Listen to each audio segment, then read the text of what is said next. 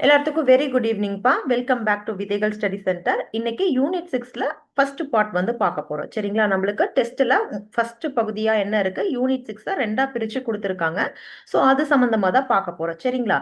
அதுல என்னென்ன lessons cover ஆகுது அப்படின்னு சொல்லி பார்த்தீங்கன்னா, 6th டேர்ம் 1ல லெசன் 4 வந்து கவர் ஆகுது. அதே மாதிரி 6th டேர்ம் 3ல லெசன் 4, 7th டேர்ம் 1ல லெசன் 3, அதே மாதிரி 9th ஸ்டாண்டர்ட்ல ஒரு லெசன் கவர் ஆயிருக்கும். பிளஸ் 11th ஹிஸ்டரியில 5, 9, 11 அப்படின்ற 3 லெசனும், 11th எத்திக்ஸ் ரொம்பவே இம்பார்ட்டன்ட்பா. அதுல லெசன் 1 வந்து கவர் ஆகுது. சரிங்களா? இப்ப நம்ம ஃபர்ஸ்ட் என்ன பார்க்க போறோம் பாருங்க. தமிழகத்தின் தொன்மை அதை பத்தி தான் வந்து பார்க்க போறோம். சரிங்களா? தமிழகத்தின் தொன்மை முதல் எடுத்ததும் நம்மளுக்கு எதை பத்தி கொடுக்குறாங்க அப்படின்னு பார்த்தா, உலகின் முதல் மனிதன் தோன்றிய இடம் எது அப்படின்னு பார்த்தீங்கன்னா, இதை நம்ம எல்லாருமே கேள்விப்பட்டிருப்போம். லெமோரியா கண்டம் அப்படின்றது தான். ஓகேங்களா? மனித நாகரீக தொட்டில் அப்படின்றதையுமே வந்து நம்ம என்ன சொல்றோம்? லெமோரியா கண்டம்னு தான் சொல்றோம். ஓகேங்களா? அது என்ன லெமோரியா கண்டம் அப்படின்னு சொல்லி பார்த்தீங்கன்னா, குமரி முனைக்கு தெற்கே, அதாவது குமரி முனைக்கு கீழே, இப்ப ஸ்ரீலங்கா இருக்குல்ல அந்த இடத்துல. ஓகேங்களா? இப்ப ஸ்ரீலங்கா ஒரு சின்ன பகுதியா இருக்கு. இதுக்கு முன்னாடி அது ஒரு பறந்து விரிந்த ஒரு பெரிய பகுதிகளா வந்து இருந்திருக்கு. சரிங்களா? அங்க வந்து என்னென்ன இருந்திருக்கு அப்படின்னு பாத்தீங்கன்னா, குமரி மலை, பக்ரொலி ஆறு, அந்த மாதிரியான சில விஷயங்கள் வந்து இருந்திருக்கு. அதெல்லாம் இப்ப என்ன ஆச்சு அப்படின்னு பாத்தீங்கன்னா, கடல் கோளால அழிஞ்சிருச்சு அப்படின்னு வந்து சொல்றாங்க. சரிங்களா? இதெல்லாம் நம்மளுக்கு எப்படி தெரியுது ஏற்கனவே அழிஞ்சிருச்சு அப்படின்னு பாத்தீங்கன்னா, நிறைய லிட்ரரி சோர்சஸ் வந்து அதுக்கான ஆதாரங்களா வந்து இருக்கு. அதுக்கான ஒரு எக்ஸாம்பிள் தான் என்னன்னு பாத்தீங்கன்னா, சிலப்பதிகாரத்துல இருக்க ஒரு லைன். ஓகேங்களா? சோ என்ன சொல்றாங்க பாருங்க. பக்ருளி ஆற்றுடன் பன்மலை அடுக்கத்து அப்படின்னு ஆரம்பிக்கிற இந்த சிலப்பதிகாரத்து லைன் அங்க, அதாவது எங்கன்னா குமரி முனைக்கு தெற்கே ஒரு குமரி மலை அப்படின்னு சொல்லி ஒண்ணு இருந்துச்சு, பக்ருளி ஆறு அப்படின்னு சொல்லி ஒண்ணு இருந்துச்சு அப்படின்ற விஷயங்களை உறுதிப்படுத்துது. சரிங்களா? அடுத்து என்ன கொடுத்திருக்காங்க அப்படின்னு பாத்தீங்கன்னா, நம்ம பாவேந்தர் பாரதிதாசன் தான் அவரோட ஒரு லைன். ஓகேங்களா? நம்ம தமிழரோட தொன்மை அப்படின்ற ஹெட்டிங்க்கு கீழே பாக்குறனால பாவேந்தர் பாரதிதாசன் அது சம்பந்தமா சொல்லியிருக்க ஒரு லைனை வந்து இங்க கொடுத்திருக்காங்க. அது என்னன்னு பாத்தீங்கன்னா, திங்களோடும் செம்பருதி தன்னோடும் அப்படின்ற மாதிரி ஆரம்பிக்கிற ஒரு லைன். ஓகேங்களா? இது பாவேந்தர் பாரதிதாசனோட பாடல் வரிகள். அடுத்தது பாருங்க என்ன கொடுத்திருக்காங்கன்னு. கர்நாடக இசைக்கு தாய் எது அப்படின்னு பாத்தீங்கன்னா, நம்ம தமிழ் இசைய வந்து சொல்றாங்க. சரிங்களா? அடுத்தது பண்ணோடு தமிழ் ஒப்பாய் அப்படின்ற மாதிரியான ஒரு லைன் எதுல இருக்கு அப்படின்னு பாத்தீங்கன்னா, தேவாரம் அப்படின்ற ஒரு நூல்ல இருக்கு. ஓகேங்களா? இதெல்லாமே நம்மளுக்கு என்ன சொல்லுது? தமிழரோட தொன்மையை பத்தி நம்மளுக்கு விளக்கி காமிக்குது. ஓகேங்களா? அடுத்தது தமிழரின் தோற்றம் அப்படின்ற ஹெட்டிங்க்கு கீழே நாம சில விஷயங்கள் வந்து பார்க்க போறோம்ப்பா. அதுல ஃபர்ஸ்ட் எடுத்தோன்னே என்ன பார்க்க போறோம்னா, ஒரு 4 வித கருத்துக்கோள்கள் வந்து இருக்காம். அது என்னென்ன அப்படின்னு சொல்லி பாருங்க. தமிழர் குமரி கண்டத்தில் வாழ்ந்தவர்கள் அப்படின்னு சிலர் சொல்றாங்க. சரிங்களா? அதே மாதிரி தென்னிந்தியாவின் பழங்குடிகள் தான் தமிழர்கள் அப்படின்னு சொல்றாங்க. அது மட்டும் இல்லாம இன்னும் என்ன சொல்றாங்க பாருங்க. ஆதியில் ஆப்பிரிக்காவில் இருந்து அரேபிய கடல் வழியாக தென்னிந்தியா வந்தவர்கள் தான் யாரு? நம்ம தமிழர்கள். அரேபியால இருந்து கடல் வழியா வந்தவங்க, ஆப்பிரிக்கால இருந்து அரேபிய கடல் வழியா வந்தவங்க அப்படின்னு சொல்லி சொல்றாங்க. சரிங்களா? அடுத்தது இன்னும் என்ன சொல்றாங்க அப்படின்னா, மத்திய ஆசிய வட இந்திய நிலப்பரப்புகளில் இருந்து காலப்போக்குல தென்னிந்தியா வந்தவர்கள் தான் யாரு? நம்ம தமிழர்கள் அப்படின்ற நம்ம தமிழரோட தோற்றத்தை பத்தி 4 வகையான கருத்துக்கோள்கள் வந்து சொல்றாங்கப்பா. இது வந்து என்ன அப்படிங்கறத நம்ம கிளியரா படிச்சு வச்சுக்கணும். சரிங்களா? அடுத்து வந்து என்ன அப்படின்னு பாத்தீங்கன்னா, லெமோரியாவும் தமிழர்களும். ஓகேவா? அந்த ஹெட்டிங் கீழே நம்மளுக்கு என்ன கொடுக்குறாங்க அப்படின்னு பாத்தீங்கன்னா, இந்த லெமோரியா கண்டம் கடல் கோளால அழிஞ்சிருச்சு அப்படின்னு சொல்லி சொன்னோம்ல. சில ஆய்வாளர்கள் என்ன சொல்றாங்கன்னா, மூழ்கிய லெமோரியா கண்டத்துல தான் தமிழர்கள் தோன்றியதாக கருதுறாங்க. சரிங்களா? லெமோரியா கண்டம் குறித்து இந்த கருத்து எப்ப இருந்து இந்த மாதிரியான கருத்துக்கள் சொல்றாங்க அப்படின்னு பாத்தீங்கன்னா, 19ஆம் நூற்றாண்டுல இருந்து சொல்ல ஆரம்பிச்சதாகவும் வந்து சொல்றாங்க. ஓகேவா?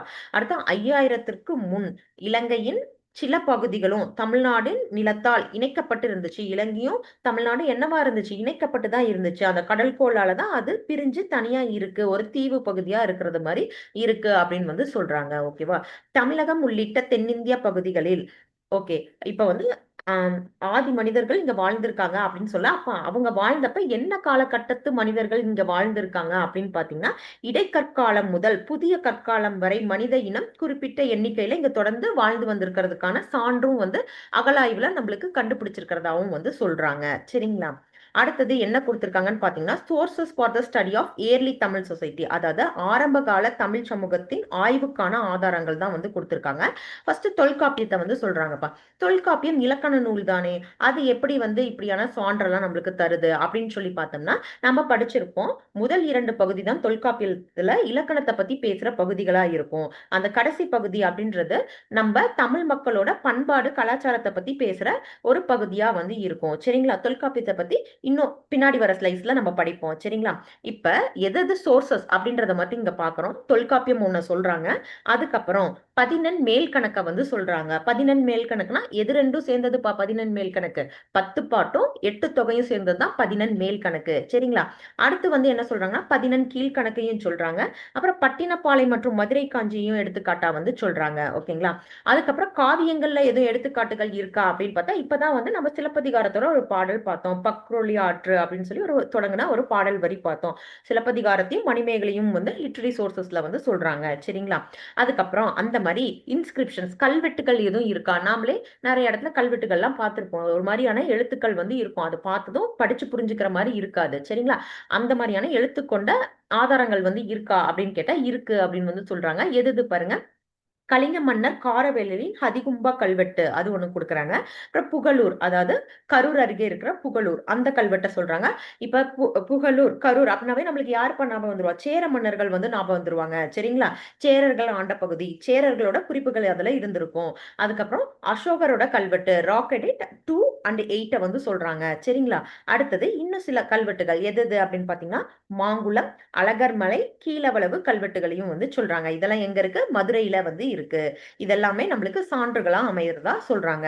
அடுத்து தமிழ் பிராமி இன்ஸ்கிரிப்ஷன்ஸ், ஓகேவா? தமிழ் எழுத்து பொறிக்கப்பட்ட அந்த கல்வெட்டு அதை வந்து பர்டிகுலரா எந்தெந்த பிளேசஸ்ல இருந்துச்சு அப்படின்னு பாத்தீங்கன்னா மாங்குளம், முத்துப்பட்டி, புகழூர், அரிச்சலூர், கொங்கர் புளியங்குளம், ஜாம்பை அப்படின்ற பகுதிகளில் நம்மளுக்கு என்ன கிடைச்சிருக்கு? தமிழ் பிராமி கல்வெட்டுகள் வந்து கிடைச்சிருக்கு. சரிங்களா? அடுத்து பாட்ரி இன்ஸ்கிரிப்ஷன்ஸ் எங்கெங்க கிடைச்சிருக்கு அப்படின்னு பாத்தீங்கன்னா அரிக்கமேடு, அழகன்குளம், கொடுமணல், கீழடி இந்த பகுதிகளில் நம்மளுக்கு என்ன கிடைச்சிருக்கு?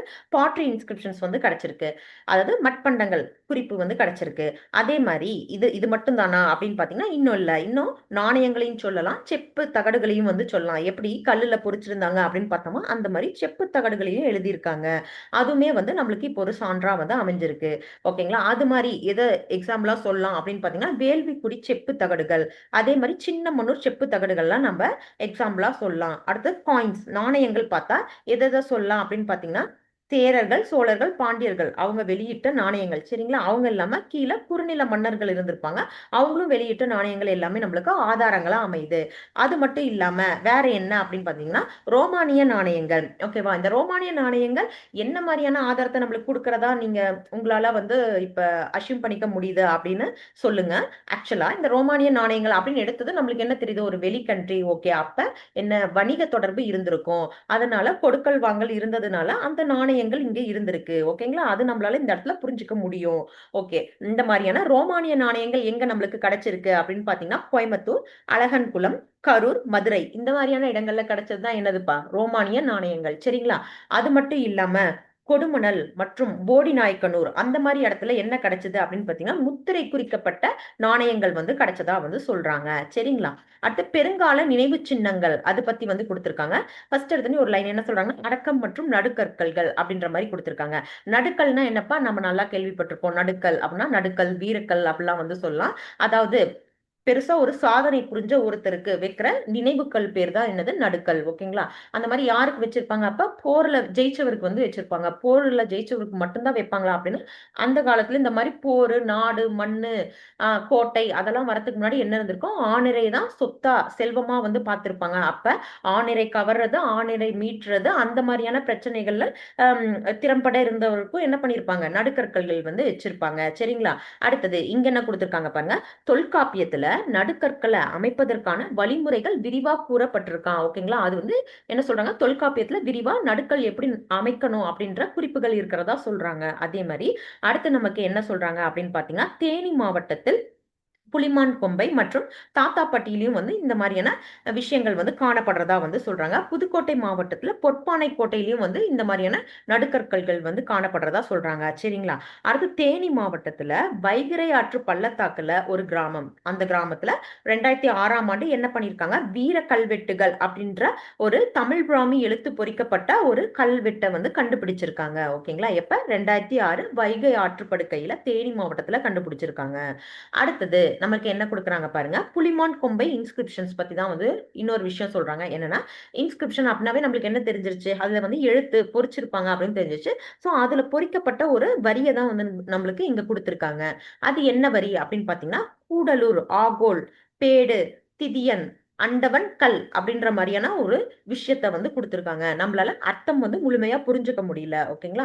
இதுக்குன்னே படிச்ச இதை பத்தி தெரிஞ்சு இதை படிக்கிறவங்கனே சிலர் இருப்பாங்க. அவங்க இதுக்கு என்ன மாதிரியான ஒரு அர்த்தம் கொடுத்திருக்காங்க பாருங்க. கூடலூர் கிராமத்தில் கால்நடை தாக்குதலில் கொல்லப்பட்ட திதியன் அண்டவனின் கல் அப்படின்றது அதோட அர்த்தமா. ஓகேங்களா? இது வந்து புலிமான் கொம்பை இன்ஸ்கிரிப்ஷன்ல இருக்கு அப்படின்றத நம்ம இங்க தெரிஞ்சுக்கணும். அடுத்து தொல்காப்பியம் பத்தி இன்னும் சில விஷயங்கள் சொல்றாங்க. என்னன்னு பாருங்க. தொல்காப்பியம் ஒரு தமிழ் இலக்கண நூல். ஓகேங்களா? நம்ம முன்னாடியே பார்த்தல முதல் 2 பகுதி இலக்கணம் சொல்லும். அதனால இலக்கண நூல். இது சங்ககால தமிழ் மக்களின் மொழி, பண்பாடு ஆகியவற்றை குறிப்பிடுது. ஓகே, சுட்டி காட்டுது, நம்மளோட உயர்தரத்தை காமிக்குது. ஓகேவா? அதை வந்து இங்க மென்ஷன் பண்ணியிருக்காங்க. அடுத்து என்ன அப்படின்னு பாத்தீங்கன்னா, கலிபோர்னியா பல்கலைக்கழகத்தின் தமிழ் மொழி பேராசிரியரா யார் இருந்திருக்காங்கன்னா, ஜார்ஜ் எல்காட் அப்படின்ற ஒருத்தர் வந்து இருந்திருக்காரு. அவர் வந்து என்ன பண்ணிருக்காங்கன்னா, தமிழ் மொழி லத்தீன் மொழியின் அளவுக்கு பழமையானது அப்படின்னு சொல்லி ஆராய்ச்சி மூலமா சொல்லியிருக்காரு. யார் சொல்லியிருக்கா? ஜார்ஜ் எல்காட் வந்து சொல்லியிருக்காரு. சரிங்களா? அடுத்து சில வெளிநாட்டு குறிப்புகள் வந்து கொடுத்திருக்காங்க. அது என்னென்ன அப்படின்னு சொல்லி பாருங்க. ஃபர்ஸ்ட் அர்த்த சாஸ்திரம், மௌரிய காலத்துல எழுதப்பட்ட அர்த்த சாஸ்திரம் யார் எழுதியிருப்பா அப்படின்னு பாத்தீங்கன்னா, கௌடல்யரால் இது எழுதப்பட்டிருக்கும். சரிங்களா? அதுல ஒரு லைன் வந்து மென்ஷன் பண்ணியிருக்காங்கப்பா. என்ன அப்படின்னு பாத்தீங்கன்னா, பாண்டிய கவடக அப்படின்றத கொடுத்திருக்காங்க. அதுக்கு என்ன அர்த்தம்னு பாத்தீங்கன்னா, பாண்டிய நாட்டில் இருந்து வந்த முத்து மற்றும் குண்டுகள் அப்படின்னு சொல்லி அர்த்தமா. ஓகேங்களா? அப்ப பாண்டியரோட புகழ் எது வரைக்கும் பரவி இருக்கு அப்படின்னு சொல்லி பாருங்க. ஓகேவா? அதுக்கப்புறம் மகாவம்சம் அப்படின்ற ஒரு இலங்கை நூல் தான், இலங்கையை சேர்ந்த ஒரு பௌத்த நூல். சரிங்களா? இது வந்து பாலி மொழியில எழுதப்பட்டிருக்கும். ஓகேவா? இதுல வந்து என்ன சொல்லிருக்காங்கன்னா, தமிழ்நாடு மற்றும் தென்னிந்தியாவை சேர்ந்த வணிகர்கள் மற்றும் குதிரை வியாபாரிகள், வணிகரையும் குதிரை வியாபாரியும் எது மென்ஷன் பண்ணி காமிச்சிருக்கு? மகாவம்சம்ன்ற பௌத்த பாலி மொழியில எழுதப்பட்ட நூல் இத குறிப்பிட்டு காமிச்சிருக்கு. ஓகேங்களா? இப்ப அடுத்தது என்ன அப்படின்னு பாத்தீங்கன்னா, எரித்திரிய கடலின் பெரிப்ளஸ் அப்படின்றதுதான். இது வந்து 1ஆம் நூற்றாண்டுல எழுதப்பட்ட ஒரு நூல். சரிங்களா? எரித்திரிய கடலின் பெரிப்ளஸ் என்னது? 1ஆம் நூற்றாண்டில் எழுதப்பட்ட ஒரு நூல். அதுக்கப்புறம் இது வந்து ஒரு கிரேக்க நூல். ஓகேங்களா? கிரேக்க நூல். இதுல வந்து என்ன மாதிரியான விஷயம் வந்து சொல்லியிருக்காங்க அப்படின்னு பாத்தீங்கன்னா, சங்க கால துறைமுகங்கள். ஓகேங்களா? துறைமுகங்கள் மெயினா எது? முசிறி, தொண்டி, கொர்க்கை, குமரி, அப்புறம் சேரர், பாண்டியர்கள், இவங்க எல்லாத்த பத்தின விஷயங்கள் வந்து எதுல இருக்கு? எரித்திரிய கடலின் பெரிப்ளஸ்ல இருக்கு. இப்ப எரித்திரிய கடலின் பெரிப்ளஸ் அப்படின்னாவே நம்மளுக்கு என்ன தெரியணும்? 1ஆம் நூற்றாண்டு தெரியணும், கிரேக்க உரைங்கிறது தெரியணும், அப்புறம் முசிறி, தொண்டி, கொர்க்கை, சேரர், பாண்டியர்கள் பத்தின விஷயங்கள் இருக்கு. துறைமுகங்கள் பிளஸ் சேர பாண்டியர் பத்தின விஷயங்கள் அதுல சொல்லியிருப்பாங்க அப்படின்றத நம்ம தெரிஞ்சுக்கணும். அடுத்தது தாளமியின் புவியியல். இது வந்து 2ஆம் நூற்றாண்டு மேல பார்த்து, அது எரித்திரிய கடலின் பெரிப்ளஸ்ங்கிறது 1ஆம் நூற்றாண்டு நூல், இது 2ஆம் நூற்றாண்டு நூல் தாளமியின் புவியியல் அப்படின்றது. இதுல சில வார்த்தைகளை அப்படியே கிட்டத்தட்ட தமிழ்ல இருக்கிறது போலவே வந்து மென்ஷன் பண்ணியிருக்காங்கப்பா. அதுதான் இதுல இருக்கிற ஒரு ஸ்பெஷல். சரிங்களா? என்னென்ன வார்த்தைகள் அப்படின்னு பாத்தீங்கன்னா, காவேரி பூம்பட்டினம் அப்படின்றத கபாரிஸ் எம்போரியம் அப்படின்ற மாதிரி மென்ஷன் பண்ணியிருக்காங்க. அடுத்து கொற்கை அப்படிங்கிறத கொல்கோய் அப்படின்னு வந்து மென்ஷன் பண்ணியிருக்காங்க. கன்னியாகுமரி அப்படின்றத கொமாரியா அப்படின்றதும், அப்புறம் முசிறி அப்படின்றத முசிறிஸ் அப்படின்னும் குறிப்பிட்டதா வந்து சொல்றாங்க. இந்த மாதிரியான வார்த்தைகளை அப்படியே தமிழ்ல, கிட்டத்தட்ட தமிழ்ல அப்படியே அங்க குறிப்பிட்டு இருக்கிற நூல் வந்து எது? தாளமியின் புவியியல் அப்படின்ற 2ஆம் நூற்றாண்டைச் சேர்ந்த நூல். ஓகேங்களா? அடுத்து முசிறி. பிளினி தன்னுடைய இயற்கை வரலாறுல முசிறிய பத்தி என்ன ஒரு விஷயம் சொல்லியிருக்காரு அப்படின்னு பாத்தீங்கன்னா, இந்தியாவின் முதல் பேரங்காடி அப்படின்னு முசிறிய பிளினி அவரோட இயற்கை வரலாறு, நேச்சுரல் ஹிஸ்டரியில வந்து சொல்லியிருக்காரு. சரிங்களா? இது வந்து ரொம்பவே ஒரு புகழ்பெற்ற விஷயம். ஓகேங்களா? அப்பவே வந்து அந்த காலத்துல வெளிநாட்டுல இருக்க ஒரு ஒரு நூல்ல நம்ம இந்தியாவுல இருக்க, அதுவும் தமிழ்நாட்டுல இருக்க முசிறிய வந்து பேரங்காடி அப்படின்னு வந்து சொல்லியிருக்கிறது நம்மளுக்கு பெருமை தர விஷயம். சரிங்களா? அடுத்து கீழே சில ஸ்கிரீன்ஷாட்ஸ் வந்து இருக்கும்பா. இதெல்லாமே எத்திக்ஸ் புக்ல இருக்க ஸ்கிரீன்ஷாட்ஸ். சரிங்களா? ஸோ இதுல ரொம்பவே இம்பார்ட்டன்டான சில விஷயங்கள் இருந்துச்சு. அதனால அப்படியே நம்ம கட் காப்பி பேஸ்ட் பண்ணியிருக்கோம். ஸோ என்ன இருக்கு அப்படின்னு சொல்லி பாருங்க. பல நூற்றாண்டுகளுக்கு முன்பு எழுதப்பட்டது. எரித்திரிய கடலின் பெரிப்ளஸ். ஓகேவா? நம்ம இப்பதான் பார்த்தோம் 1ஆம் நூற்றாண்டு கிரேக்க நூல் அப்படின்னு சொல்லி பார்த்தோம். சோ அதே மாதிரி தான் கொடுத்திருக்காங்க. கிரேக்க மக்கள் நாகரிக சமூகத்தில் அடியெடுத்து வைப்பதற்கு முன்பே என்ன சொல்லியிருக்காங்க? கிரேக்க மக்கள் நாகரிக சமூகத்தில் அடியெடுத்து வைப்பதற்கு முன்பே எகிப்தும் பண்டைய இந்தியாவும் நெடுங்காலமாக, ஓகேவா, அவங்க அப்பதான் வந்து அடியெடுத்தே வைக்கிறாங்க நாகரிகத்துல. ஆனா அதுக்கு முன்னாடியே எகிப்தும் இந்தியாவும் நெடுங்காலமா வணிக தொடர்புல இருந்திருக்கு அப்படின்ற விஷயத்த அவங்க எழுதியிருக்காங்க எரித்திரிய கடலின் பெரிப்ளஸ்ன்ற நூல்ல. சரிங்களா? அடுத்தது ரோமாபுரி அரசருக்கு இங்கிருந்து நிறைய பொருள்கள் வந்து போய் ஏற்றுமதி ஆகி அங்க போய் இறங்கியிருக்குப்பா. அதுல வந்து சில பொருள்களுக்கு என்ன சொல்றாங்க பாருங்க. ரோமாபுரி அரசர் அகஸ்டஸின் சமகாலத்தவரான ஸ்ட்ராபோ. ஓகே, இங்க வந்து ஃபர்ஸ்ட் இதை சொல்றாங்க. ஓகேங்களா? அகஸ்டஸ் யாருன்னா ரோமாபுரி அரசன் அகஸ்டஸின் சமகாலத்தவரான ஸ்ட்ராபோ அப்படின்றவரும் ஒரு பூகோள நூல் வந்து எழுதியிருப்பாரு. அதே மாதிரி நாம மேலேயே பார்த்தோம் தாலமி அப்படின்றவரும் பூகோள நூல் வந்து எழுதியிருப்பாரு. அதே மாதிரி பிளினி அப்படின்றவர் நேச்சுரல் ஹிஸ்டரிங்கிற உயிரியல் நூல் வந்து எழுதியிருப்பாரு. ஸோ இதெல்லாம் வந்து பார்த்தோமா? ஸோ அதைத்தான் மறுபடியும் சொல்றாங்க. இதை வந்து எதுக்கு சொல்றாங்க அப்படின்னு பார்த்தீங்கன்னா, ஆகிய நூல்கள்ல வந்து என்ன இருக்குன்னா பண்டைய தமிழகத்தில் கடல் வணிகம் பற்றி குறிப்பிட்டு இருக்கு அப்படின்றத வந்து இங்க சொல்றாங்க. ஓகேவா? கீழே பார்ப்போம். நம்ம அந்த அரசருக்கு கொண்டு போன அந்த துகில் அந்த மாதிரியான சில மயில் தொகையும் இன்னொரு மரம் அகில் மரம் பத்தின விஷயங்கள் வந்து கீழே வரும். அது நம்ம மறுபடியும் பார்ப்போம். சரிங்களா? இப்ப இங்க என்ன சொல்றாங்க? ஒரு 3 நூலை மறுபடியும் சொல்றாங்க. நாம வந்து அந்த மேலேயே அதை ஸ்லைட்ல பார்த்துட்டோம். ரோமாபுரி அரசரோட யாருன்னா அகஸ்டஸ். ஓகேங்களா? அவரோட சமகாலத்தவர் யாரு? ஸ்ட்ராபோ. அவரோட பூகோள நூல். அதே மாதிரி தாலமியோடதும் பூகோள நூல், பிளினியோடது இயற்கை வரலாறு. இது எல்லாத்தையும் நம்மளோட குறிப்புகள் வந்து இருக்கு. அப்புறம் சேர நாட்டு துறைமுகங்கள் அனைத்தும் கண்ணனூருக்கும் கொச்சிக்கும் இடையில் அமைந்திருந்தன. ஓகேவா? சேர நாட்டு துறைமுகம் எல்லாமே எங்க இருந்திருக்கு? கண்ணனூருக்கும் கொச்சிக்கும் இடையில வந்து இருந்திருக்கு. அரேபியாவில் இருந்தும் அடுத்து கிரேக்கத்தில் இருந்தும் வணிக பொருட்களை ஏற்றி வந்த எண்ணற்ற நாவாய்கள் அதாவது கப்பல்கள் என்ன இருக்கு அப்படின்னு பாத்தீங்கன்னா முசிறியில் செறிந்து கிடந்தன. ஏற்கனவே முசிறி என்ன பார்த்தோம்? பேரங்காடின்னு பார்த்தோம். இப்ப என்ன சொல்றாங்க? எண்ணற்ற கப்பல் எங்கிருந்து வந்தது? அரேபியா அந்த கிரேக்க நாட்டுல இருந்து வந்து எண்ணற்ற கப்பல் வந்து அங்க வந்து இருக்கு. நாம தான் பார்த்தோம்ல அது பேரங்காடினாங்க. அதனால அங்க நிறைய கப்பல்கள் வந்து போயிட்டு வந்தது வந்து நம்மளுக்கு தெரிய வருது. ஓகேங்களா?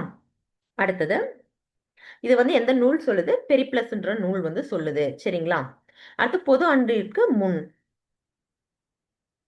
அடுத்து என்ன சொல்றாங்க அப்படின்னு பாத்தீங்கன்னா, பொது ஆண்டிற்கு முன் 5ஆம் நூற்றாண்டு முதல் கிரேக்கர்கள் தமிழருடன் வணிக தொடர்பு கொண்டிருந்தனர். நாம இதுக்கு முன்னாடி ஒரு வரி என்ன பார்த்தோம்? கிரேக்கர் வந்து நாகரிகத்துக்குள்ள நுழையறதுக்கு முன்னாடி எகிப்து இந்தியாவும் பழங்காலமா வணிக தொடர்புல இருந்துச்சு. இப்ப என்ன சொல்றாங்க? பொது ஆண்டிற்கு முன் 5ஆம் நூற்றாண்டு முதல் என்ன பண்ணியிருக்காங்க? கிரேக்கர்கள் தமிழருடன் வணிக தொடர்பு கொண்டிருந்தனர் அப்படின்றத வந்து இங்க சொல்றாங்க. ஓகேவா?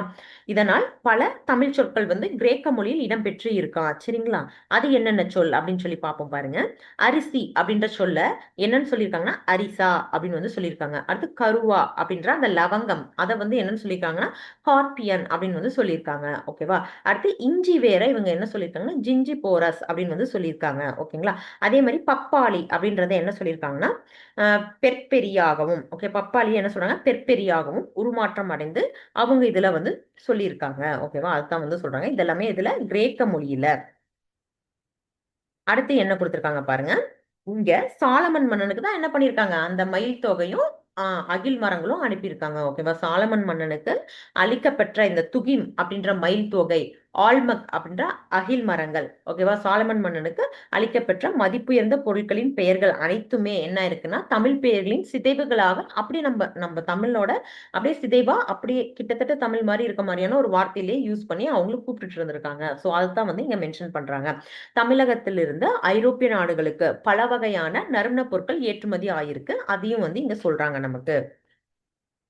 அடுத்து என்ன சொல்றாங்க அப்படின்னு பாத்தீங்கன்னா, பொருட்கள், நறுமணப் பொருட்கள் அந்த மாதிரி மட்டும் இல்லாம பறவைகளும், பறவை இனங்களும், விலங்குகளும் கூட ஏற்றுமதி ஆயிருக்கு. என்ன மாதிரி விலங்குகள்லாம் ஏற்றுமதி பண்ணியிருக்காங்க பாருங்க. புலி, சிறுத்தை, யானை, குரங்கு, மயில், கிளி, அப்புறம் வேட்டை நாய்களையும் வந்து ஏற்றுமதி செஞ்சிருக்காங்க. ஓகேங்களா?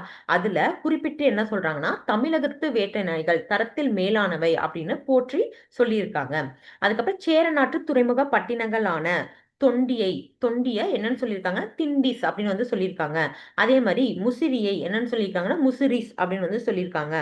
அடுத்தது பொற்காட்டை என்னன்னு சொல்லியிருக்காங்க? பஹரி அப்படின்னும், குமரியை என்னன்னு சொல்லியிருக்காங்கன்னா கொமாரி அப்படின்னும் சொல்லியிருக்காங்க. இதெல்லாமே வந்து என்ன ரோமர்கள் குறிப்பிட்டுள்ளன. மேல அந்த உணவுப் பொருட்கள் ஏற்றுமதியான பொருட்கள் சொன்னது யாருன்னா கிரேக்கர்கள். இந்த மாதிரியான துறைமுகங்களை ரோமர்கள் வந்து குறிப்பிட்டதா வந்து சொல்றாங்க. சரிங்களா? அடுத்து தமிழகத்தின் கீழே கடற்கரை துறைமுகங்களான எதுன்னு பாத்தீங்கன்னா கொற்கைய என்னன்னு சொல்லியிருப்பாங்க அப்படின்னா கொள்சாய் அப்படின்னு வந்து சொல்லியிருக்காங்க. அதே மாதிரி நாகப்பட்டினத்தை நிகாமா அப்படின்னு சொல்லியிருக்காங்க. அடுத்து காவேரி பூம்பட்டினத்தை கமாரா அப்படின்னும், அதுக்கப்புறம் புதுச்சேரியை பொதிகே அப்படின்னும், அடுத்து மரக்காணத்தை சோபட்மா அப்படின்னும், மசூலிப்பட்டினத்தை மசோலியா அப்படின்னும் இந்த நூல்ல வந்து குறிப்பிட்டதா வந்து சொல்லியிருக்காங்க. சரிங்களா? அடுத்து என்ன அப்படின்னு பாத்தீங்கன்னா ஹிப்பாக்ரட்டஸ் அப்படின்ற ஒரு புகழ்பெற்ற கிரேக்க மருத்துவர் வந்து இருந்திருக்காரு. எந்த நூற்றாண்டுல இருந்திருக்காருன்னா 5ஆம் நூற்றாண்டுல வாழ்ந்து வந்திருக்காரு. ஓகேங்களா? இவர் இந்திய மருத்துவ முறைகளை மருந்து வகைகளையும் வந்து கையாண்டு வந்திருக்காரு. இவரு அது எல்லாத்தையும் செக் பண்ணிட்டு கடைசியா என்ன சொல்லியிருக்காரு அப்படின்னு பாத்தீங்கன்னா மிளகு இருக்குல்ல, அதை வந்து இந்திய மருந்து அப்படின்னு குறிப்பிட்டிருக்காரு. அதை நம்மளுக்கு இங்க கொடுத்திருக்காங்க. சரிங்களா?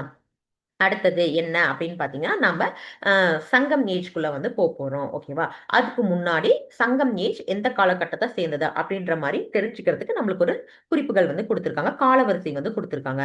பண்டைய தமிழகத்தின் பண்பாடுகள் பற்றிய காலவரிசை தான் வந்து இது. சரிங்களா? ஃபர்ஸ்ட் எடுத்தோடனே நம்மளுக்கு என்ன கொடுத்திருக்காங்கன்னா பாலியோலித்திக் அந்த பீரியட் பத்தி கொடுத்திருக்காங்க. அதாவது பழங்கற்காலம். ஓகேங்களா? அது வந்து எந்த வருஷத்துல இருந்து எந்த வருஷம் வரைக்கும் இருந்துச்சு அப்படின்றத பாத்துக்கோங்க.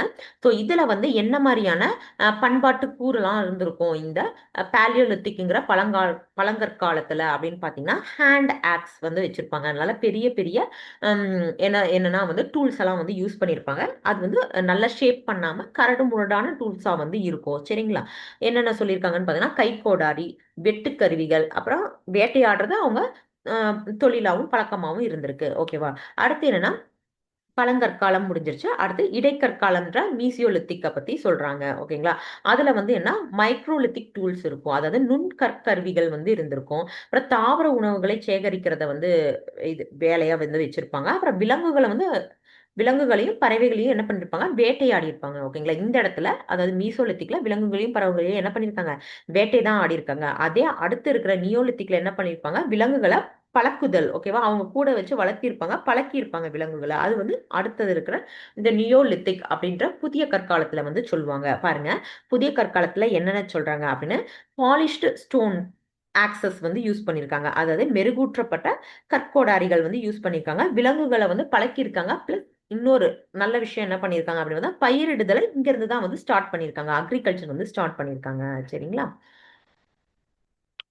அடுத்து வந்து என்ன அப்படின்னு பார்த்தீங்கன்னா அயன் ஏஜ் இரும்பு காலத்தை பத்தி வந்து சொல்றாங்க. இரும்பு காலம் அப்படின்றது என்ன? அது வந்து இரும்பு காலத்துல மெகாலித்திக் பரியல்ஸ்ன்ற கஸ்டம் வந்து அவங்க ஃபாலோ பண்ணியிருக்காங்க.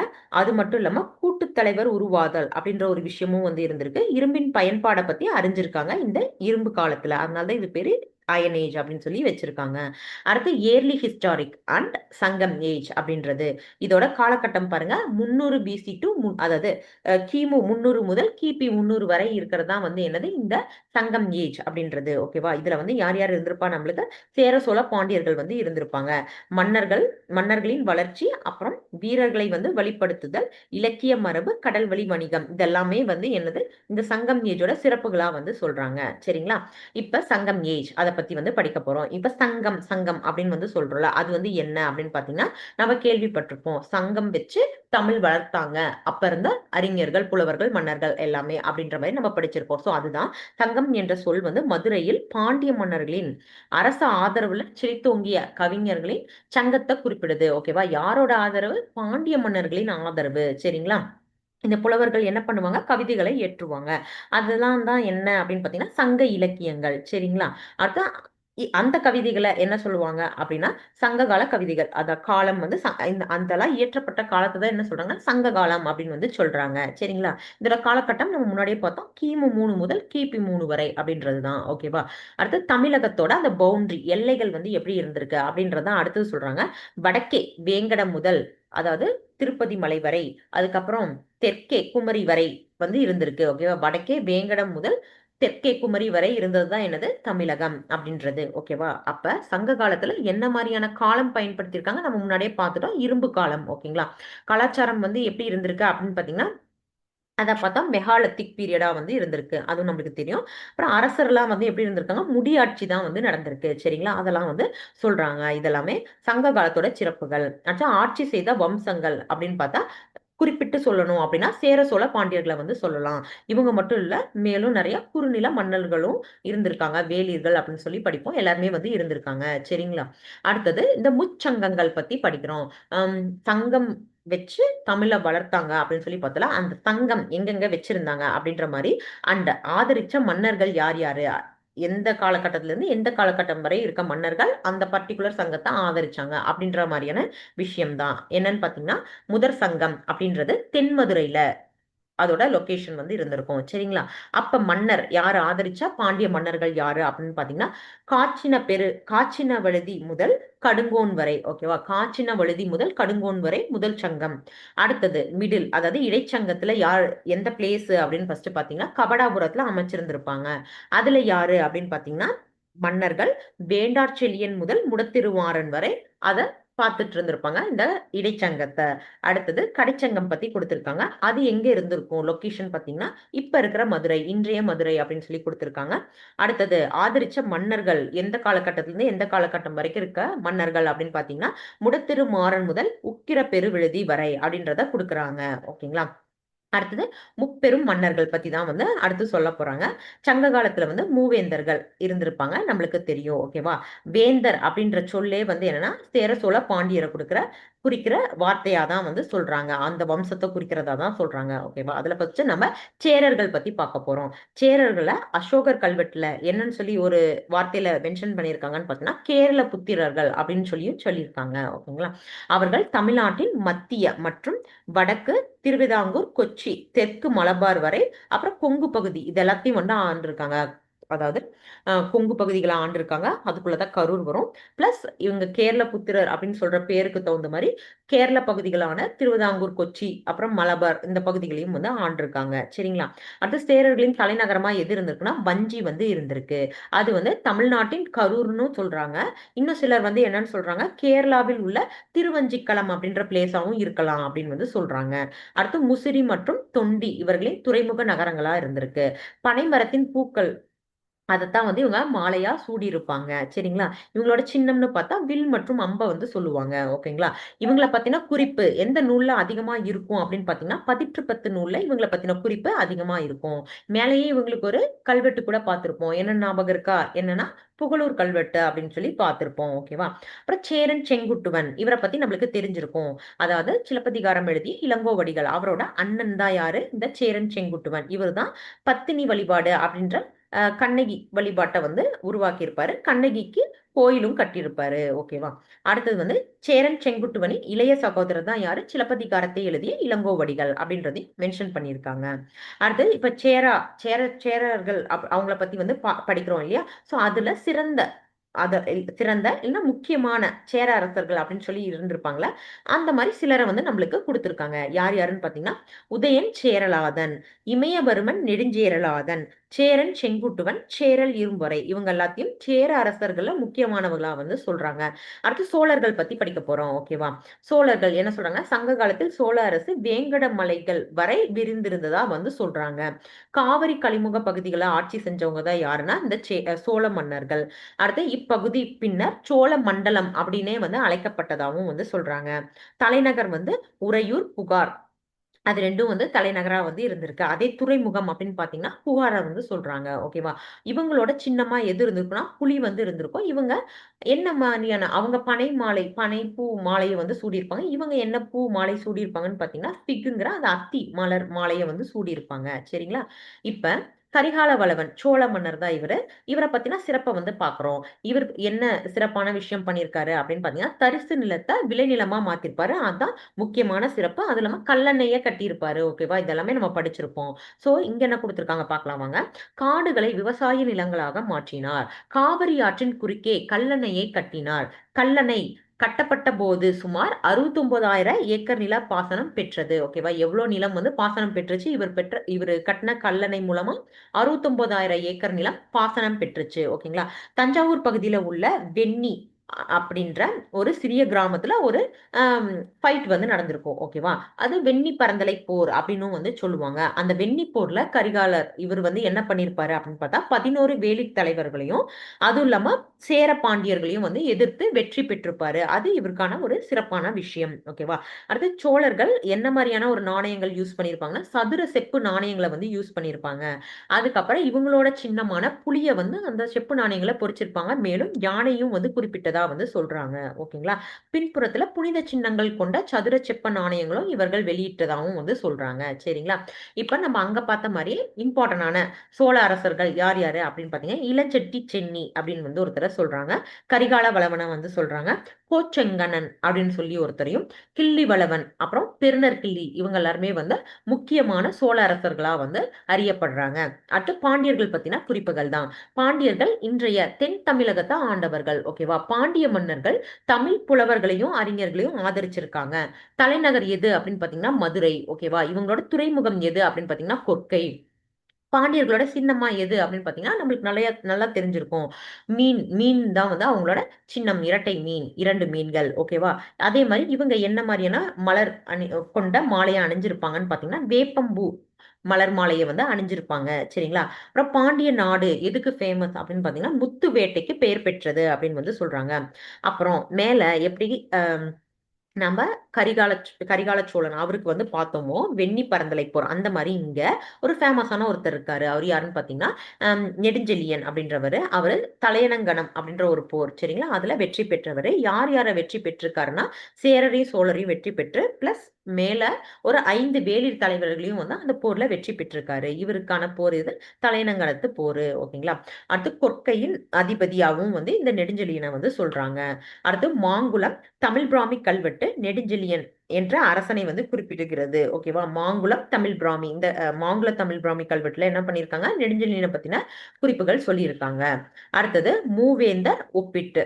இப்ப நம்ம சொன்னதுதான். சரிங்களா? ஏன்னா சேரர்னா என்ன பனம்பூ வந்து சூடுவாங்க. முசிறி தொண்டி அவங்களோட துறைமுகமா இருக்கும். தலைநகரா சேரர்களுக்கு என்ன இருக்கும் வஞ்சி கரூர் வந்து இருக்கும்.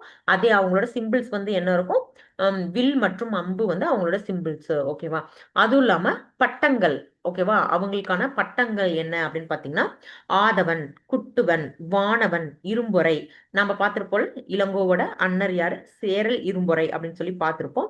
சேரல் செங்குட்டுவன் அப்படின்னு சொல்லி பார்த்திருப்போம். குட்டுவன்ற பேர் இருக்கு. அதே மாதிரி இன்னொரு ஃபேமஸான அரசன் சொல்லி சேரல் இரும்பொறைய பார்த்திருப்போம். இரும்பொறை அப்படின்னு இருக்கு. அந்த இம்பார்ட்டன்டான அரசர் அப்படின்னு சொல்லி பார்த்தாலும் அவங்களோட பேர்ல இருக்க அந்த பின்னாடி பேரை தான் இங்க பட்டங்களா வந்து நம்மளுக்கு காமிச்சு கொடுத்திருக்காங்க. இந்த பட்டங்களை தான் அவங்க பேருக்கு பின்னாடி அவங்களும் சூட்டி அழைச்சிருக்காங்க. சரிங்களா? என்னென்ன பட்ட பேர் இருக்கு சேரன் செங்குட்டுவன் மாதிரி குட்டுவன் இருக்கு. சேரல் இரும்புறை மாதிரி இரும்புறை இருக்கு. இன்னும் 2 மட்டும் எக்ஸ்ட்ராவா ஞாபகம் வச்சுக்க போறோம். ஆதவன் அண்ட் வானவன் அப்படின்றது. ஓகேவா? அடுத்து சோழ வம்சத்தை பத்தி சொல்றாங்க. சோழர்கள் வந்து என்ன மாதிரியான ஒரு மலர் சூடி இருக்காங்க ஆத்தி மலரை வந்து சூடி இருக்காங்க. ஓகேங்களா? அவங்களோட துறைமுகமா புகார் இருந்திருக்கு. தலைநகரா உறையூர் புகார் ரெண்டையுமே வந்து சொல்றாங்க. அவங்களோட சின்னமா புலி இருந்திருக்கு. அதே மாதிரி பட்டங்கள் என்ன அப்படின்னு பாத்தீங்கன்னா சென்னி, செம்பியன், கிள்ளி, வளவன் இதெல்லாமே வந்து சொல்றாங்க. அடுத்தது யாரு அப்படின்னு பார்த்தா பாண்டியர்கள். அவங்க என்ன பூ அப்படின்னு பார்த்தா வேப்பம்பூ அது வந்து பார்த்தோம். அதே மாதிரி அவங்களோட துறைமுகம் என்னன்னு பார்த்தீங்கன்னா கொற்கை. அதே தலைநகர்னா மதுரை. ஓகேங்களா? சின்னம் அப்படின்னு பார்த்தீங்கன்னா 2 மீன்கள். அதுவும் இல்லாம சிறப்பு அந்த பட்டங்கள் அப்படின்னு பார்த்தீங்கன்னா மாறன், வழுதி, செலியன், தென்னர் அப்படின்றது சொல்றாங்க. ஓகேங்களா? ஓகே. அதே விஷயங்கள்ல தான் கீழ மறுபடியும் குடுத்திருப்பாங்க. அரச சின்னங்கள் அப்படின்றது செங்கோல் வந்து சொல்றாங்க. முரசு மற்றும் வெண்குடை ஆகியவை அரச அ அதிகாரத்தின் சின்னங்களாக பயன்படுத்தப்பட்டன அப்படின்றதும் சொல்றாங்க. செங்கோலையும், முரசு, வெண்குடையும் வந்து சொல்றாங்க. ஓகேவா? அடுத்தது தகவல் பேழை. இதுல வந்து என்ன சொல்றாங்க அப்படின்னு பார்த்தீங்கன்னா, ஒவ்வொரு நாடும் எதுக்கு சிறப்பு பெற்றது அப்படின்ற மாதிரியான ஒரு விஷயம். இது வந்து ஒரு 6த் ஸ்டாண்டர்ட் புக்ல இருந்திருக்கும். நம்ம அத இங்க வச்சிருக்கோம்.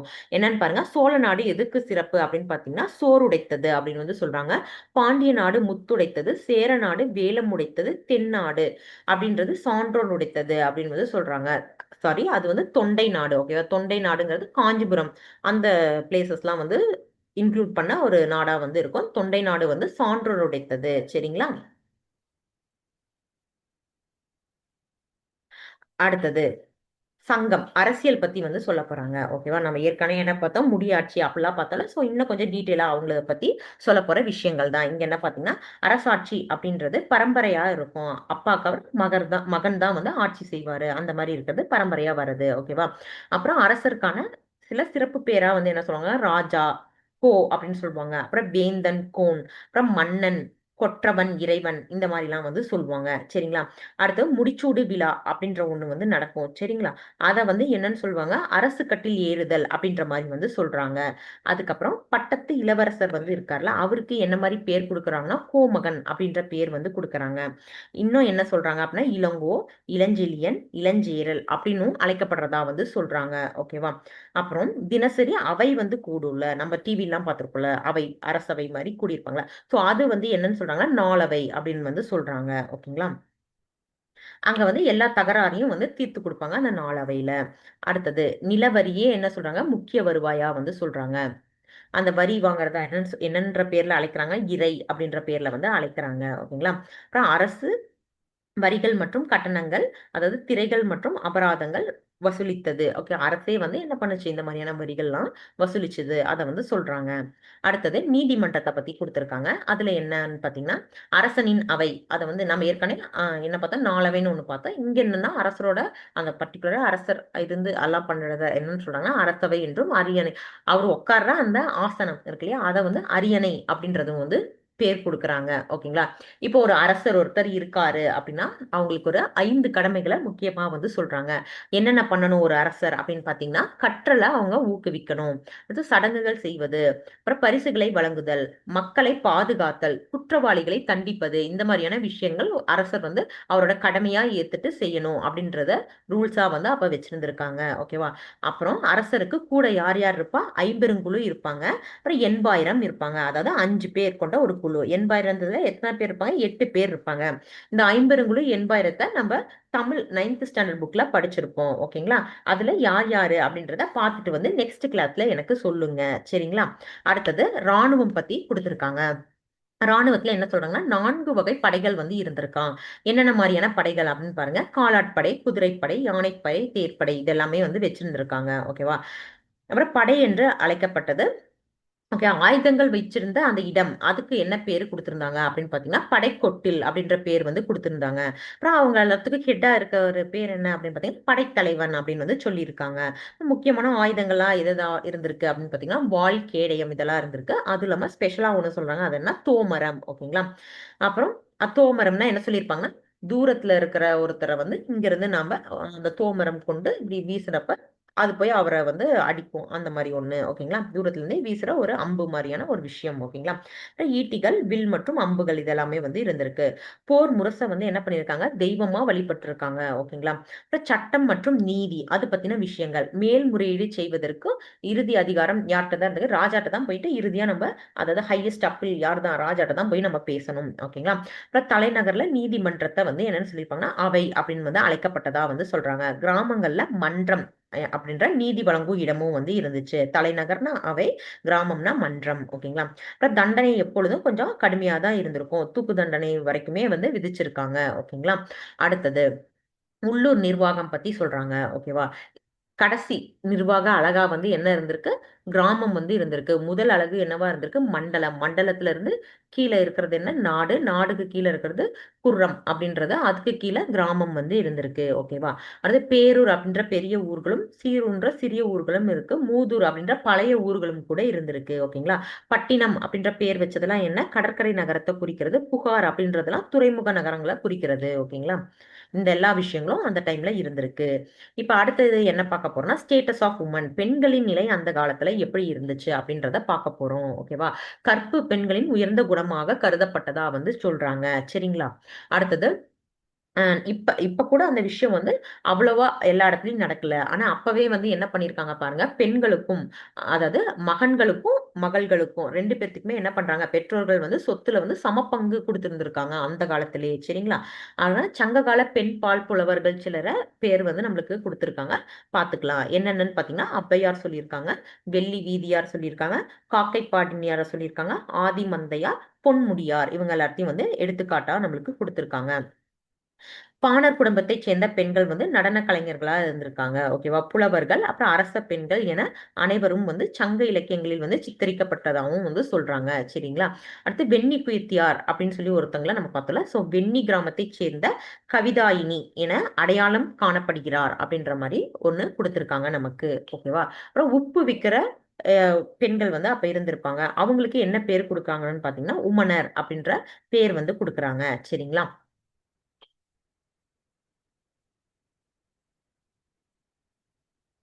அடுத்து என்ன அப்படின்னு பார்த்தீங்கன்னா, தமிழ் சுற்றுச்சூழல் மண்டலங்களில் வந்து சமூக உருவாக்கம், அதாவது சோஷியல் ஃபார்மேஷன் இன் தமிழ் எக்கோ ஜோன்ஸ், அதுதான் வந்து சொல்றாங்க. அதாவது நேம் வந்து டிஃப்ரெண்டா இருந்தாலும் இது நம்மளுக்கு ரொம்ப ஃபெமிலியரான ஒரு விஷயம் தான். என்ன திணை கான்செப்ட். ஓகேங்களா? திணை திணை கருத்தின்படி தமிழகத்துல வந்து 5 திணைகள் வந்து நிலவி இருக்கும். என்னென்ன நம்மளுக்கு தெரியும்? குறிஞ்சி, முல்லை, மருதம், நெய்தல், பாலை தான். ஓகேவா? ஸோ அதுதான் வந்து சொல்றாங்க. மருதம் அப்படின்றது என்ன அப்படின்னு பார்த்தீங்கன்னா, நல்ல நெல் எல்லாம் விளையும் இல்லையா? நல்ல அந்த மாதிரி வளமான நிலத்துக்கு என்ன பேர் கொடுக்குறாங்க? மென்புலம் அப்படின்ற பேர் வந்து கொடுக்குறாங்க.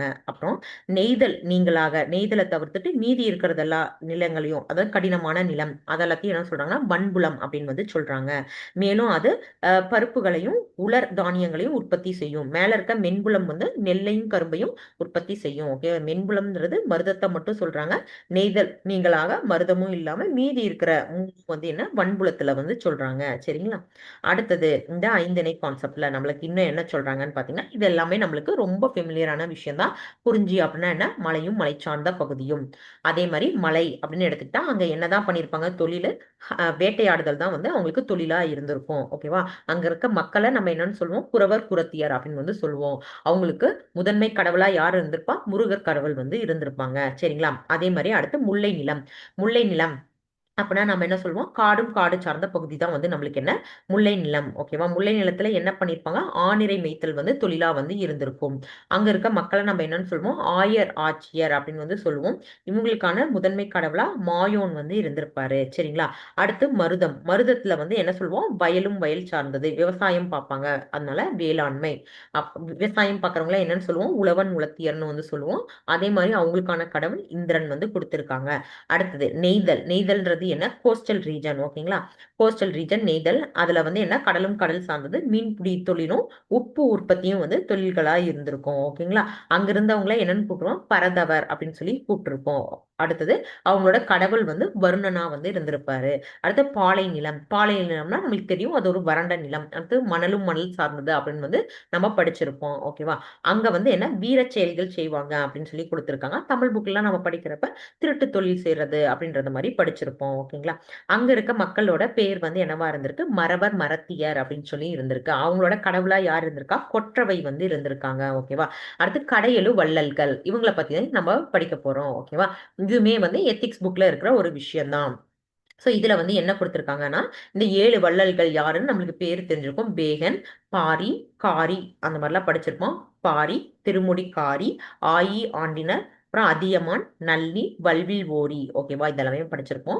சோ இதுக்கு இங்க இந்த இடத்துல என்ன கொடுத்திருக்காங்கன்னு பாருங்க. அவரோட பகுதி என்ன? ஓகே, இப்ப பேகன் அப்படின்னு எடுத்துட்டா அவரோட பகுதி என்ன? அப்புறம் அவர் என்ன மாதிரியான ஒரு கொடைத்தன்மை, வள்ளல் தன்மை வந்து அவர் என்ன செஞ்சிருக்காரு, சிறப்பா என்ன செஞ்சிருக்காரு அப்படின்றத இங்க தெரிஞ்சுக்க போறோம். கண்டிப்பா இதுல இருந்து கொஸ்டின்ஸ் வரும். ஓகேவா? பேகன் அப்படின்றவர் என்ன பகுதி அப்படின்னு பாத்தீங்கன்னா, பழனி மலையை வந்து சொல்றாங்க. இவர் வந்து என்ன சிறப்பான விஷயம் பண்ணியிருப்பாருன்னா, மயிலுக்கு போர்வை தந்திருப்பாரு. ஓகேவா? அந்த மாதிரியான உயிரினங்கள் மேல கூட கருணையோடும் அந்த மாதிரி வள்ளல் தன்மையோடு நடந்தது நம்மளுக்கு தெரிய வருது. ஓகேங்களா? அடுத்து பாரி அப்படின்றவரு புறம்பு மலை பகுதி, அதாவது பரம்பு மலை பகுதியை சேர்ந்தவர். ஓகேங்களா? இவர் வந்து என்ன பண்ணிருப்பாருன்னா, முல்லை கொடி ஈஸியா படறதுக்காக என்ன பண்ணிருப்பாரு? அவரோட தேரையே வந்து தந்திருப்பாரு. ஓகேவா? அடுத்து திருமுடிக்காரி அப்படின்ற மலையமா நாடு. ஓகே, திருமுடிக்காரிங்கிறது என்ன நாடு? மலையமா நாடு. அங்க வந்து குதிரைகளை வந்து பரிசா வழங்கியிருப்பாங்க. அதே மாதிரி ஆயி ஆண்டினர் அவங்க வந்து பொதிய மலை சார்ந்த மக்கள். ஓகே, பொதிய மலையில இருந்த வள்ளல் அவரு. ஓகேவா? சோ அந்த என்ன பண்ணிருப்பாங்கன்னா, நீலநாகத்தின் உடைய வந்து இறைவனுக்கு போர்த்தி மகிழ்ந்திருப்பாங்க. ஓகேங்களா? அதியமான் அப்படின்றவரு நம்ம படிச்சிருப்போம். ஔவைக்கு நெல்லிக்கனி கொடுத்ததா தமிழ் புக்ல படிச்சிருப்போம். பகுதி என்னது? தகடூர் வந்து கொடுக்குறாங்க. அரிய நெல்லிக்கனிய ஔவைக்கு ஈந்தவர். ஓகேங்களா? நல்லி அப்படின்றவரு கண்டூர மலை அப்படின்றத வந்து சொல்றாங்க. அங்க வந்து என்ன பண்ணியிருப்பாரு இவரு அப்படின்னு பார்த்தீங்கன்னா, மலைவாழ் மக்களுக்கு அனைத்து பொருள்களையுமே வழங்கியிருப்பாரு. ஓகேவா. இதுதான் இல்ல. எல்லாமே குடுத்திருக்காரு. ஓகேவா. அப்புறம் இந்த ஓரி அப்படின்றவரு எந்த பகுதின்னு பார்த்தீங்கன்னா, கொல்லிமலை. ஓகேவா.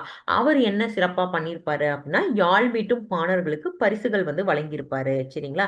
இது நம்ம நல்லா படிச்சு வச்சுக்கணும். அடுத்து பொருளாதாரம், எக்கனாமி பத்தி படிக்க போறோம்.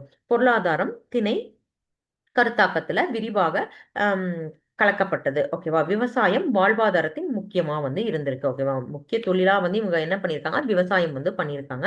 நெல், கரும்பு, திணை இது எல்லாத்தையுமே வந்து பயிரிட்டு இருக்காங்க. ஓகேவா. அப்புறம் அரிசி வகைனா வந்து ஒன்று ரெண்டு மட்டும் இல்ல, நிறைய அரிசி வகைகள் வந்து பயிரிட்டு இருக்காங்க. இம்பார்ட்டண்டா சொல்லணும்னா செந்நெல், வெண்ணெல், அப்புறம் இந்த மாதிரியான சில நெல் வகைகளை வந்து சொல்றாங்க.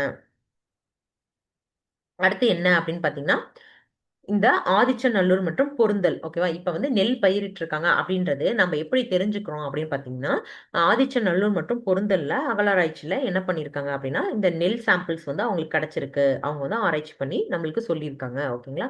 எங்க கிடைச்சிருக்கு நெல் சாம்பிள்ஸ், ஆதிச்சநல்லூர்லயும் பொருந்தல்லையும் வந்து கிடைஞ்சிருக்கு. அதே மாதிரி இரும்பு உருக்கு தொழிலும் வந்து இவங்க பண்ணியிருக்காங்க. அக்ரிகல்ச்சர் தான் முதன்மையான தொழில் அப்படின்னு பார்த்தோம். இருந்தாலும் இரும்பு உருக்கு தொழிலும் வந்து பண்ணியிருக்காங்க. ஸோ அதுக்கான சான்று நம்மளுக்கு எங்க கிடைச்சிருக்குன்னு பாத்தீங்கன்னா, கொடுமணல் மற்றும் புட்டூர்ல வந்து கிடைச்சிருக்கு. இரும்பு உருக்கியதற்கான சான்றுகள் வந்து கிடைத்திருக்கிறதா சொல்றாங்க. ஓகேவா. அடுத்து மட்பண்ட வகைகள் அப்படின்னு பாத்தீங்கன்னா நிறைய வகை இருக்கு. கருப்பு, சிவப்பு, கருப்பு அந்த மாதிரிலாம் வந்து கொடுத்திருக்காங்க. சரிங்களா. அடுத்து வந்து மத நம்பிக்கைகள் பத்தி சொல்றாங்க. ஏற்கனவே பார்த்தோம் ஐவக நிலையங்களுக்கு ஒரு ஒரு கடவுள் வந்து பார்த்தோம். சரிங்களா. இப்ப அப்பனா அவங்களுக்கு கடவுள் நம்பிக்கை வந்து இருக்கு. ஓகேவா. இன்னும் அதை பத்தி டீட்டெயில்டா படிக்கிறதுக்கு தான் இந்த செஷன். இதுல என்ன சொல்றாங்க அப்படின்னு பாத்தீங்கன்னா, தமிழர்களோட முதன்மை கடவுளாவே வந்து யார் இருந்திருக்கா, சேயோன் அப்படின்னு நம்ம சொல்ற முருகர் தான் இருந்திருக்காரு. முதன்மை கடவுள் அப்படின்னா யாரு, முருகர் வந்து சொல்றாங்க. ஓகேவா. சங்க காலத்தில் வழிபட்ட மற்ற கடவுளும் வந்து இருக்காங்க. அது யார் யாரு அப்படின்னு பாத்தீங்கன்னா, சிவன், மாயோன், இந்திரன், வருணன் மற்றும் கொற்றவை இதெல்லாமே வந்து மத்த கடவுள்கள். ஓகேவா. அடுத்தது ஆம், அடுத்து என்ன இந்த நடுக்கல் பார்த்தீங்கன்னா வழிபாடு. ஓகேவா. நம்ம ஏற்கனவே பார்த்தோம் நடுக்கல்.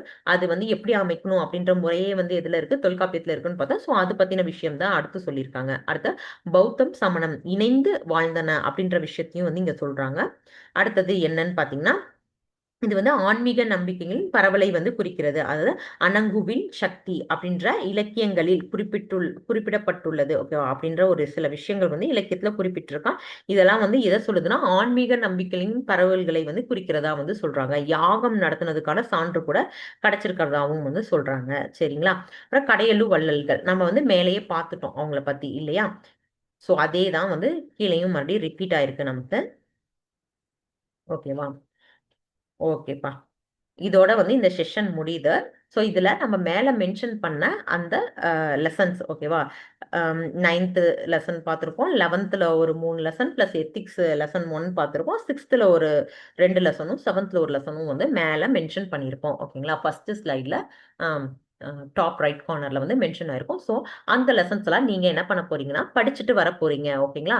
படிச்சுட்டு வந்துட்டு லைவ் செஷன்ல நம்ம என்ன பண்ண போறோம், கொஸ்டின்ஸ் வந்து கேட்க போறோம். சரிங்களா. இதோட இந்த செஷன்ஸை வந்து நம்ம கம்ப்ளீட் பண்ணிப்போம். இது வந்து ஒரு சின்ன பார்ட் தான் வந்து நம்ம எடுத்திருக்கோம். ஓகேவா. இன்னும் ஒரு 2 வீடியோ வந்து இந்த யூனிட் 6க்கான ஃபர்ஸ்ட் பார்ட்டுக்கே வந்து நம்ம கொடுப்போம். சரிங்களா. அதுக்கப்புறம் இந்த கொஸ்டின் அண்ட் ஆன்சர் செஷன் நம்ம லைவ்ல வச்சுக்கலாம். சரியா. தேங்க்ஸ் ஃபார் வாட்சிங்.